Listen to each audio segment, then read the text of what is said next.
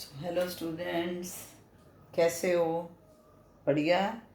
भाई आज हम बहुत ही इंटरेस्टिंग टॉपिक करने जा रहे हैं and that topic is about collision, टकराना।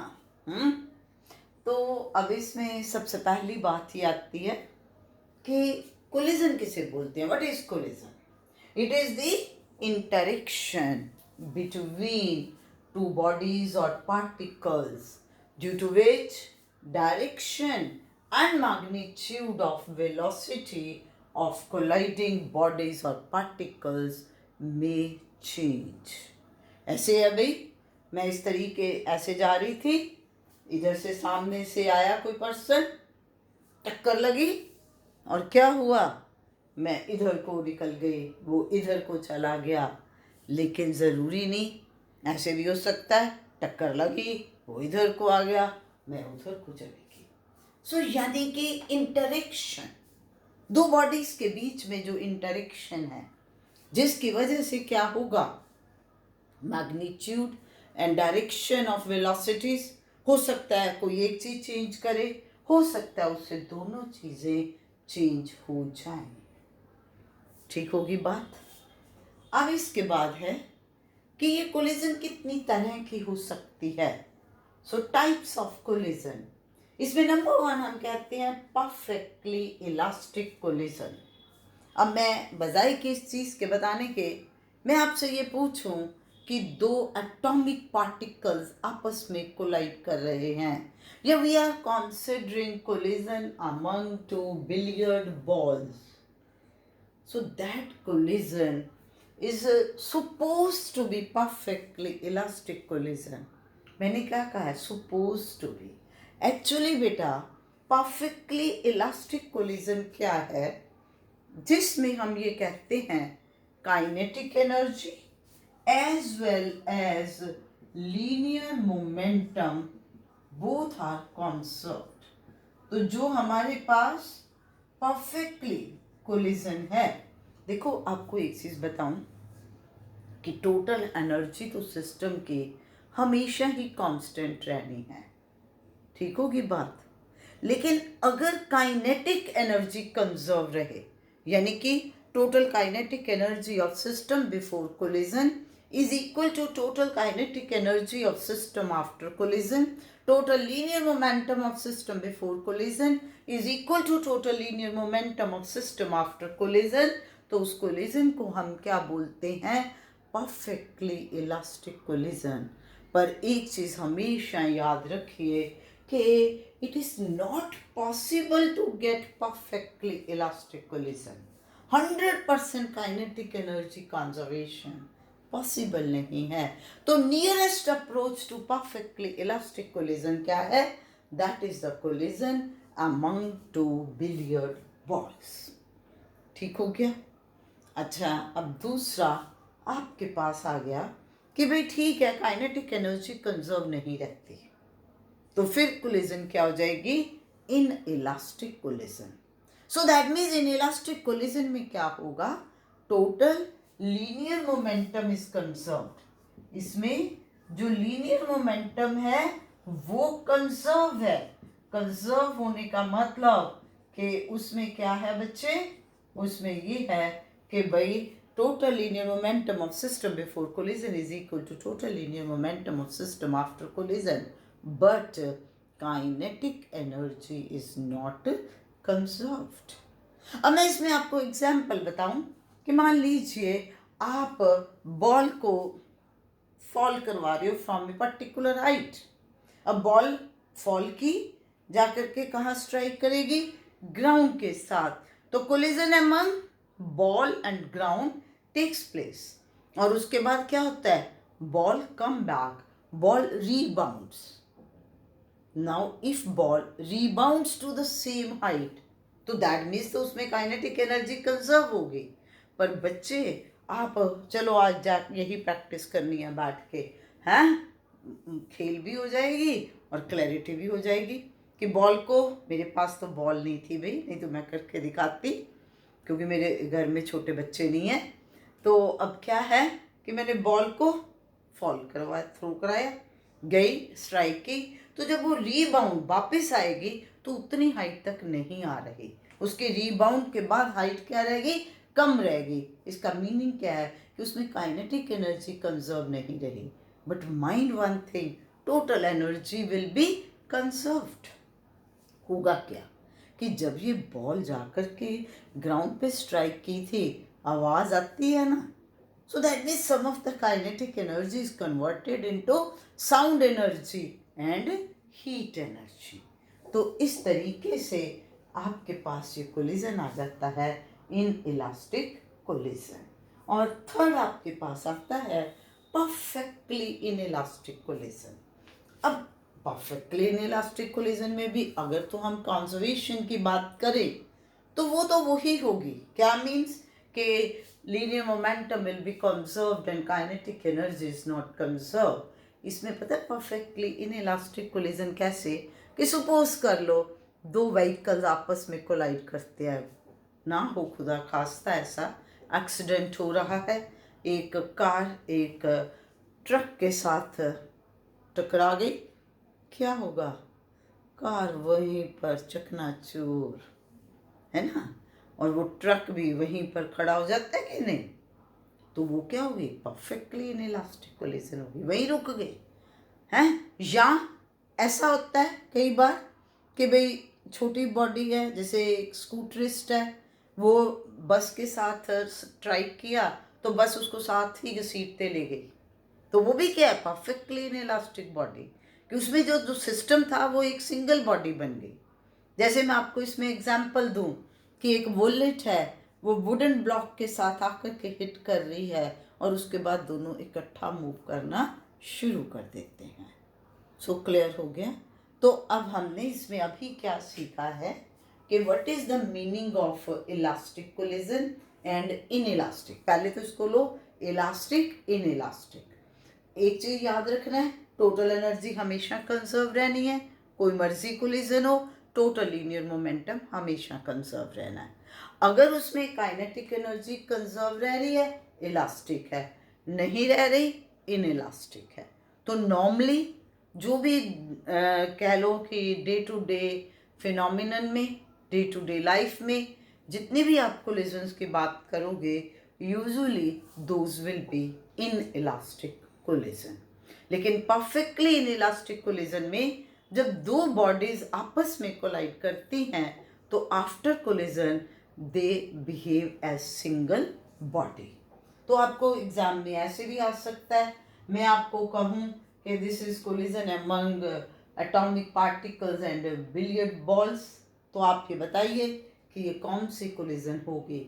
So this is, आप इसको मान लो आपको 4 दिए हैं मल्टीपल चॉइस में, एक दिया है परफेक्टली इलास्टिक कोलिजन, एक इन इलास्टिक कोलिजन, एक परफेक्टली इन इलास्टिक, तो आप इसको किस में लोगे, परफेक्टली इलास्टिक में लोगे।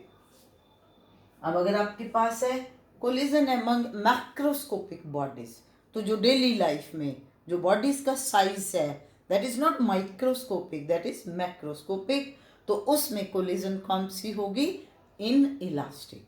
परफेक्टली नहीं कहना, क्या कहना है, इन इलास्टिक कोलिजन। और जैसे ये अब मैं पूछूं कि if a ball is drop from certain height and it does not rebound to the same height, तो ये कौन सी कोलिजन है, इन इलास्टिक। और उसके बाद अगर आपके पास है कि bullet hits the stationary wooden block and then it is embedded into wooden block and both move as one body, this is the example of perfectly inelastic collision। तो ये बेटा हमने इसमें डिफरेंट टाइप्स ऑफ कोलिजन के बारे में understand किया। तो अब बड़ा सिंपल सी चीज इससे बाहर निकल के आई। क्या सिंपल आई कि कोई भी कोलिजन है, चाहे वो इलास्टिक है या इन इलास्टिक है, linear momentum is always conserved. अब उसके बाद आ गया और दूसरी चीज, total energy is always conserved. ठीक होगी बात। अब अगर काइनेटिक एनर्जी कंजर्व है तो वो परफेक्टली इलास्टिक बन गई, अगर कंजर्व नहीं है तो वो इन इलास्टिक हो गई। ठीक हो गया। अब हम बात कर रहे हैं यहाँ पर one dimensional elastic collision.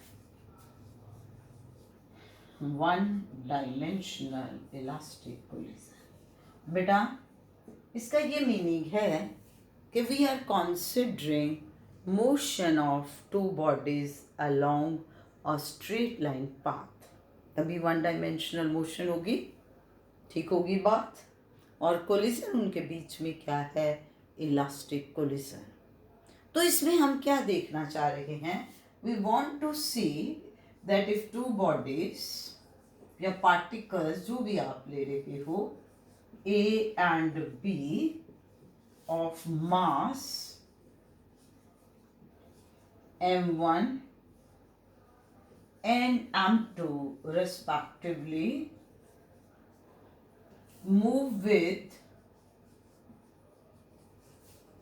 velocities u1 and u2 along straight line path towards positive x-axis। ठीक है, तो ये जो कुछ मैंने यहाँ लिखा इसका क्या मीनिंग है कि ये रही एक बॉडी A, इस बॉडी का मास है m1, तो it is moving with velocity u1 in this direction. दूसरी बॉडी है B, इस बॉडी B का मास है m2 and it is moving with velocity u2 in this direction along a straight line path, और किस तरफ? towards positive direction of x-axis। So this is the situation before collision। अब आपने क्या calculate करना है कि what will be velocities of the two bodies after collision। अब पहले तो इसमें ये सोचने वाली बात है कि जब दो बॉडीज इस तरीके से मूव कर रही हैं तो ये कोलाइड कैसे करेंगे? क्योंकि देखो भाई, वो आगे चल रही है, मैं पीछे चल रही हूँ, अब ऐसे चल रहे हैं हम दोनों, तो कैसे टक्कर लग सकती है? लग सकती है। कब लगेगी? when u1 will be greater than u2। तो here we will consider that velocity of body A is more than that of body B। तो क्या हुआ? ये दोनों बॉडीज यूं कोलाइड करके, तो ड्यूरिंग कोलिजन कुछ देर के लिए वो एक दूसरे के कांटेक्ट में रही, and after that again both are moving in the forward direction with velocities v1 and v2। so this is the situation after collision। ये सिचुएशन कब है? After collision. तो ये आपके पास बेटा बन गया। तो अब हमें कैलकुलेट क्या करना है? v1 and v2 in terms of u1 and u2 कैसे निकालेंगे? यहाँ तक क्लियर हो गया? ये आपको अच्छी तरीके से बेटा आपने लिखना पड़ेगा, एक्सप्लेन करोगे तभी बात बनेगी। ये आपको 3 मार्क्स में 4 मार्क्स में क्वेश्चन जो है वो आ सकता है। अब हम इसमें लिखेंगे according to law of conservation of linear momentum m1 u1 plus m2 u2 is equal to m1 v1 plus m2 v2। अब इसमें ऐसा है क्योंकि जो बॉडीज की वेलोसिटी बिफोर कोलिजन या after collision, every velocity is along the positive direction of x axis, तो वो सेम डायरेक्शन में है, इसलिए बेटा फिर मेरे को डायरेक्शन मैंने नहीं लिखी तो जमा कर दी। मान लो अब इधर से बॉडी जा रही थी और उधर से आ रही थी, तो मैं अगर इसको पॉजिटिव ले लेती फिर मैंने उसको क्या लेना था? नेगेटिव। ठीक है ना? तो अब ये आपके पास आ गया। तो यहाँ से दिस इज नंबर 1, और ये आप कैसे लिख पाए? According to law of conservation of linear momentum. तो यहाँ से बेटा अब अगर मैं m1 की एक तरफ ले लूँ तो ये v1 मैं इधर लेगी और u2 इधर आ गया, तो आपके पास बेटा ये चीज़ बन गई। ठीक है ना, वेरी सिंपल, कोई इसमें मुश्किल मैथमेटिक्स नहीं है। अब दूसरा है कि collision is elastic collision, it means kinetic energy is also conserve. So according to conservation of kinetic energy, तो दोनों बॉडीज की बिफोर कोलिजन काइनेटिक एनर्जी ये हो गई, और आफ्टर कोलिजन बेटा आ गई m1v1 square plus m2v2 square. अब इसमें आप देखो कि हाफ आपका थ्रू आउट कैंसिल हो जाएगा, तो आपके पास ये m1 u1 स्क्वायर, v1 उधर चला गया तो ये u1 minus u1 square minus v1 square, और ये m2 आ गया तो ये u2 स्क्वायर इधर आ जाएगा, तो it will be v2 square minus u2 square. ये बन गया। ठीक होगी बात। So this is according to law of conservation of kinetic energy. Now from this second and third, अब आपने क्या किया बेटा, u1 square minus v1 square divided by u1 minus v1, m2 v2 square minus u2 square divided by v2 minus u2। m1 से m1 cancel हो गया, तो ये बन गया बेटा यहाँ पर u1 प्लस v1। क्यों? क्योंकि ऊपर आप लिखोगे, क्या लिखोगे, u1 minus v1 into u1 plus v1, तो u1 माइनस v1 कैंसिल हो गया, और इधर बेटा इसी तरीके से ये बन गया v2 प्लस u2, क्योंकि ऊपर लिखोगे v2 minus u2 into v2 plus u2, तो v2 minus u2 cancel out हो गया। तो इसका मतलब आपके पास अब ये क्या बन गया बच्चे, आपके पास ये सिचुएशन बन गई,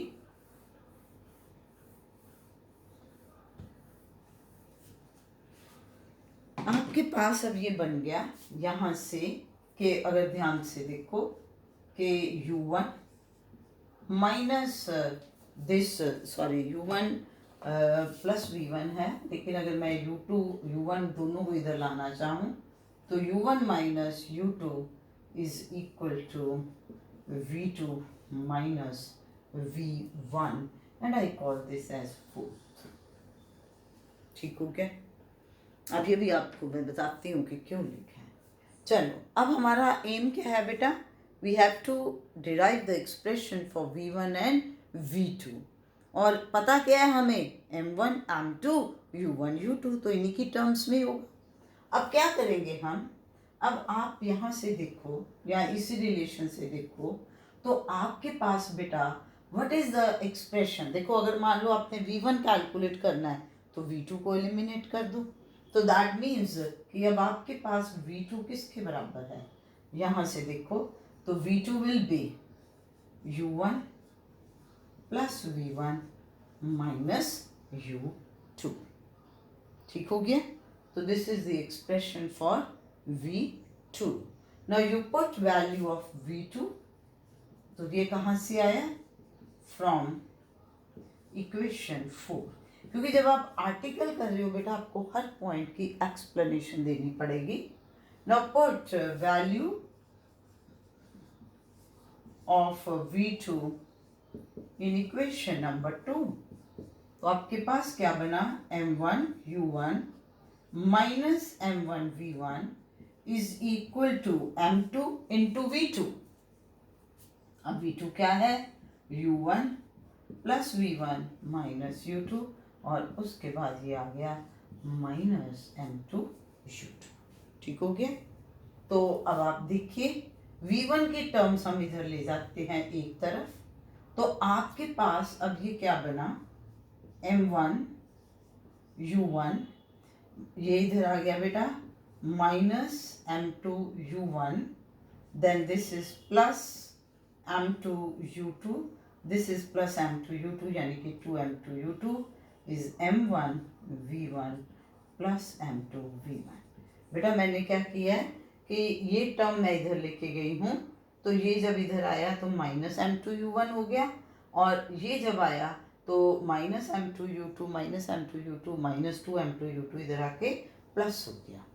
तो आपके पास अब अगर आप ध्यान से देखें तो ये बन गया m1 माइनस m2, इसमें से u1 कॉमन निकाल दिया, प्लस 2m2 u2, और इधर v1 कॉमन निकाल दिया, तो ये तुम्हारे पास बन गया m1 plus m2 into v1। तो आपके पास अगर देखो ध्यान से तो यहाँ से v1 की वैल्यू बन गई, क्या वैल्यू बनी v1 की? बेटा v1 की वैल्यू बन गई m1 minus m2 upon m1 plus m2 into u1। इससे डिवाइड कर दोगे ना, plus 2m2 upon m1 plus m2 into u2। तो ये एक्सप्रेशन आपने कैसे निकाला, जरा माइंड में रिवाइज करिए कि simple we have taken law of conservation of linear momentum, law of conservation of kinetic energy, इन दोनों इक्वेशंस को लिख के हमारे पास रिलेशन बन गया यहाँ से कि u1 plus v1 is equal to u2 plus v2। अब अगर v1 कैलकुलेट करना है तो v2 को एलिमिनेट कर देंगे, जब v2 कैलकुलेट करना है तो v1 को एलिमिनेट कर देंगे। तो this is the simple solution for this. ठीक हो गया? अब आप देखो, हम इन्हें ये इक्वेशंस ही आई थी ना। अब जब आपने बेटा v2 कैलकुलेट करना है तो अब हमने किसको एलिमिनेट करना है? v1 को। अब आप क्या लिखोगे? v1 is equal to v2 plus u2 minus u1 from equation number 4। ये देखो ना बेटा, v1 को मैं इस साइड पर लेगी, पॉजिटिव हो गया, अब ये इधर आके प्लस हो गया, ये माइनस हो गया। अब हमने क्या कहना है? Put value of v1 in equation number 2। तो ये क्या बन गई? m1 u1 minus m1 v1, v1 means v2 plus u2 minus u1. Now this is equal to m2 v2 minus m2 u2। तो अब आप देखिए ये बन गया m1 u1 minus m1 v2 minus m1 u2 plus m1 u1 is equal to m2 v2 minus m2 u2। अब बेटा v2 side पर ले जाओ, ठीक है? तो तुम्हारे पास अब इधर पहली चीज देखो, m1 u1 बन गया 2m1 u1। अब इधर देखो आप, इसमें this is minus m2 u2, इधर आके क्या हो जाएगा? ये प्लस, तो m2 minus m1 into u2। ये बेटा इधर आके प्लस हो गया m2 u2 और ये माइनस m1 u2, और इधर ये बन गया m1 plus m2 into v2, ये इधर आके प्लस हो गया। तो that means now what is the value of v2? v2 अब आपके पास क्या आ जाएगा? 2m1 upon m1 plus m2 into u1। ये देखो 2m1 u1 है और इससे डिवाइड कर दिया, plus m2 minus m1 upon m1 plus m2 into u2। तो ये आपके पास रिलेशन आ गए। तो ये बेटा आपका पहला काम हुआ इसमें, जो कि हमने ये कहा था, if two bodies with mass m1 and m2 moving with the velocities u1 and u2 collide against each other elastically, then velocities of the two bodies after collision is, अब ये एक्सप्रेशन देख लो आपके पास, these expressions are in terms of m1 m2 u1 and u2। ठीक हो गया? अब आप यहाँ तक क्या सीख पाए हो? यहाँ तक बेटा जो सीखने की बात है, अब याद करो कि ये बॉडी ए थी u1 वेलोसिटी से आगे जा रही थी, ये u2 से आगे जा रही थी, और हमने इसमें ये भी कहा था कि this collision is possible only and only when u1 will be greater than u2. So that means here what is this u1 minus u2? u1 minus u2 will be relative velocity of approach. कि कितना वो उसके पास पहुंच रही है ना. तो आप relative velocity का कॉन्सेप्ट जानते हो. So this is relative velocity of A with respect to B. क्या बनेगी? u1 minus u2. ठीक हो गया. और इसी तरीके से what will be v2 minus v1? That will be relative velocity of separation. Relative velocity of separation. के अब ये देखो बॉडी, ये v1 इधर, ये v2 इधर को, तो कितना v बॉडी ए से परे चली गई. तो relative velocity of b with respect to a क्या बनेगा? v2 minus v1. इसमें क्या हो रही है? सेपरेट हो रही है. इसमें क्या हो रही है? अप्रोच हो रही है. आपके सामने है. तो अब यहाँ से आपको बेटा एग्जाम में 2 मार्क्स में सिंपली यहाँ तक ही क्वेश्चन आ सकता है कि show that during elastic collision relative velocity of approach is equal to relative velocity of separation. मान लीजिए आपको यहाँ तक आता है तो आपका यहीं पर आर्टिकल खत्म हो जाएगा कि आप सिंपली क्या करोगे? You will take law of conservation of linear momentum, law of conservation of kinetic energy, और उन दोनों को सिंप्लीफाई करके आप ये शो कर दोगी. तो एक रिजल्ट ये आ गया, और दूसरा रिजल्ट हमने इलास्टिक कोलिजन में फाइंड आउट कर लिया वेलोसिटीज ऑफ 2 बॉडीज. अब इसके बाद बेटा we will discuss here special cases, different situations. तो वो जो डिफरेंट सिचुएशंस हैं वो आपके पास आ गए स्पेशल केसेस. अब सबसे पहले तो हम स्पेशल केस यही लिखते हैं कि when 2 colliding bodies are of equal mass. पहले हम क्या ले रहे हैं? जब इस तरीके से आ गई when 2 colliding bodies are of equal mass. तो इसका मीनिंग क्या हो गया बेटा? m1 is equal to m2. तो अब आप जरा देखिए व्हाट विल बी v1. बेटा m1 इक्वल टू m2 है तो ये टर्म क्या आ गई? 0. और ये क्या बन गया? 2m upon 2m that is 1. तो इसका मतलब v1 is equal to u2. अब यहां देखो, this is 2m upon 2m 1 u1, और ये टर्म क्या आ गई? 0. तो that means v2 is equal to u1. तो हमारे पास बेटा ये क्या रिजल्ट बन गया? हमारे पास ये रिजल्ट बन गया when 2 bodies of equal mass suffer elastic collision, then their velocities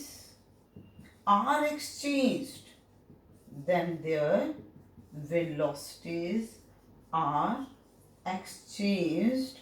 After collision. collision के बाद उनकी velocities exchange हो जाती हैं. A की velocity B के बराबर और B की A के बराबर. अब आपको 3 मार्क्स का आर्टिकल आ गया. आपको कहा गया कि you calculate velocities of 2 bodies after collision, और उसके बाद आपको ये कह दिया गया कि show that bodies will exchange their velocities when they are of equal mass. ठीक हो गया. अब हम सेकेंड सिचुएशन की बात करते हैं. अब सेकेंड सिचुएशन की बात क्या है कि अगर बॉडी ए मूव कर रही है, it strikes against the second body at rest. मैं क्या बात कर रही हूँ अब सेकेंड सिचुएशन की, सेकेंड केस की, कि body a moving with velocity u collides against second body b at rest। ठीक, कि ये बॉडी थी A, इसका मास है m1, ये u वेलोसिटी के साथ u मूव कर रही थी, ले जाकर के कोलाइड कर रही है B के साथ, और इसका जो बॉडी की वेलोसिटी है वो 0 है because it is at rest. तो u1 is equal to u and u2 is equal to 0। तो आप अगर यहाँ पर लोगे तो बेटा v1 आपके पास किसके बराबर आ जाएगा, m1 minus m2 upon m1 plus m2 into u, और v2 किसके बराबर आ जाएगा, क्योंकि u2 की वैल्यू क्या है 0, तो सेकंड एक्सप्रेशन 0 हो गया। v2 आ जाएगा 2m1 upon m1 plus m2 into u, क्योंकि ये क्या है 0। सो बच्चे, आपको इसमें डिफरेंट सिचुएशंस को आगे डिस्कस करने के लिए ये एक्सप्रेशंस अंडरस्टैंडिंग के बाद ज़रूर लर्न करने हैं। अब ये चीज़ होगी आपके पास यूँ आ गया। अब बेटा इसके सब केसेस की बात हम करते हैं। सब केसेस कैसे? सब केसेस का ये मतलब है कि जैसे एक बॉल हम दीवार के ऊपर फेंक रहे हैं, थ्रो कर रहे हैं। Now the mass of ball is very very small as compare to the total mass of this wall. So that means m1 is very very small as compared to m2। तो यानी कि इसमें अब हम ये देख रहे हैं कि अगर दो बॉडीज का अनइक्वल मास है, यानी कि अब हमने सब केस क्या लिया कि light body moving with certain velocity, light body moving with certain velocity collides against heavy body at rest, collides against heavy body at rest। तो इसका मतलब कि जो सेकेंड बॉडी है, तो दैट मीन्स कि m1 is very very small as compare to m2। यही situation होगी ना। तो अब इस सिचुएशन में ये v1 और v2 की क्या वैल्यूज आ जाएंगी? अब देखो, व्हेन आई एम सेइंग कि m1 is very very small as compare to m2, तो दैट मीन्स कि m2 के कंपैरिजन में m1 की वैल्यू बहुत कम है। तो दैट मीन्स अब यहाँ पर मैं क्या करूँगी कि वैल्यू जो है m1 को निगलेक्ट कर दूंगी इन कंपैरिजन टू m2। तो v1 बेटे मेरे पास क्या आ जाएगा अप्रॉक्सीमेटली, जब मैंने इसको निगलेक्ट कर दिया तो ये ऊपर आ गया माइनस m2, नीचे आ गया m2 इंटू u। तो that means v1 is minus u, और v2 क्या बन जाएगा? अब देखो v2 होगा 2m1 upon m2 into u, तो इट विल बी नियरली 0, क्योंकि m1 की वैल्यू ही बहुत कम है एज कंपेयर टू m2। और ये दीवार जो है इसका मास, ये हिला पाएगी? बताओ आप, हिला पाएगी? तो दैट मीन्स इसमें ये हो गया।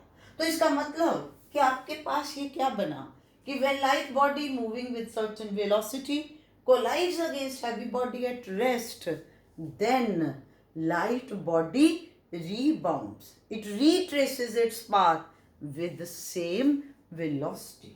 इसका मीनिंग ये हुआ बेटा कि जैसे ये दीवार है, ये बॉडी वेलोसिटी u के साथ यूं गई, कोलाइड की, और रिटर्न बैक भी u वेलोसिटी के साथ हो गई, और ये क्या रहा? रेस्ट पे। अब ये देखो, आपने आर्टिकल कर लिया इन कॉन्सेप्ट्स को अंडरस्टैंड कर लिया और अंडरस्टैंड करने के बाद आपने इन कॉन्सेप्ट्स को याद रखना है। ये हम डिफरेंट प्रॉब्लम्स में इनको अप्लाई करेंगे। This is physics. फिजिक्स बिल्कुल मुश्किल नहीं है, सिर्फ और सिर्फ क्या है, प्रेजेंस ऑफ माइंड, अंडरस्टैंड करना चीज़ों को और उसके बाद उनको अप्लाई करना है। क्यों भाई, ठीक होगी बात? अच्छा, अब दूसरा सब केस क्या हो सकता है? वो तो सिंपल है कि when the two bodies will be of equal मास, फिर क्या हो जाएगा? अब अगर दोनों बॉडीज जो हैं बेटा इक्वल मास की होंगी, second situation m1 is equal to m2, तो बेटा v1 विल बी, ये वाला चीज आपके पास क्या आ गई? 0। m1 m2 के बराबर नहीं आ गया, ये 0 हो गया। v2 2m1 अपॉन 2m1 1, तो यानी कि u। अरे बात तो वही होनी है क्या कि when two bodies of equal masses collide against each other, then after collision their velocities are exchanged। इसका मीनिंग क्या हुआ कि अगर एक body moving with certain velocity collides against second body at rest, तो after collision second body will start moving with the velocity of the first and first will come to rest। अब जैसे मैं आपको ये कहूँ कि बेटा ये एक बॉब है, हमने किया था ना सिंपल फाइंडम की बात, ये एक बॉब है और ये दूसरी बॉब है, both are of the same mass, ये अपना इक्विलिब्रियम में है। ये बॉल 4.8 मीटर पर सेकेंड के साथ आकर के इसके साथ कोलाइड कर रही है, तो देन व्हाट वुड हैपन? जैसे ही कोलाइड किया तो ये वाली बॉल रेस्ट में आ गई, इसने कितनी वेलोसिटी एक्वायर कर ली? इसने वेलोसिटी एक्वायर कर ली 4.8 मीटर पर सेकेंड। अब मैं तुम्हें प्रॉब्लम पूछ लूँ, मैं तुम्हें कहूँ कि ये बताइए, अब मैं आपको बता रही हूँ कि देखो ये चीज़ें बेटे किस किस तरीके से अप्लाई होती हैं। अब इसमें मैं तुम्हें ये कह दूँ कि this Bob collide moving with velocity of 4.8 meter per second strikes against a second bob at rest. Now you calculate up to what height this second bob B will move। आप कहोगे हैं कि कैसे मूव करेगी, कैसे height? जब ये यहाँ पर पहुंची कोलिजन के बाद इसने कितनी वेलोसिटी गेन कर ली, ये तो हाइट उसके अकॉर्डिंगली आनी है। क्या होता है बेटा आपके पास h is v square upon 2g, किसके बराबर होता है? h के। किया नहीं था कल? काइनेटिक एनर्जी एट दिस किस हाइट तक जाएगी? When it's whole kinetic energy is converted into potential energy, तो it will come out to be 4.8 into 4.8 upon 2 into 9.6, sorry 9.8। तो आप मतलब ये वैल्यू कैलकुलेट कर सकते हैं। समझ आई ना बात? तो इस तरीके से इसमें आगे एप्लीकेशन की बात आएगी। अब इसके बाद इसमें थर्ड सिचुएशन क्या आ सकती है बेटा? थर्ड सिचुएशन ये हो सकती है कि heavy body, now the third situation is, third sub case is heavy body moving with a certain velocity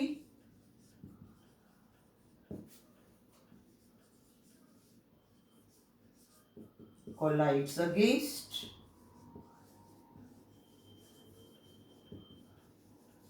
light body at rest।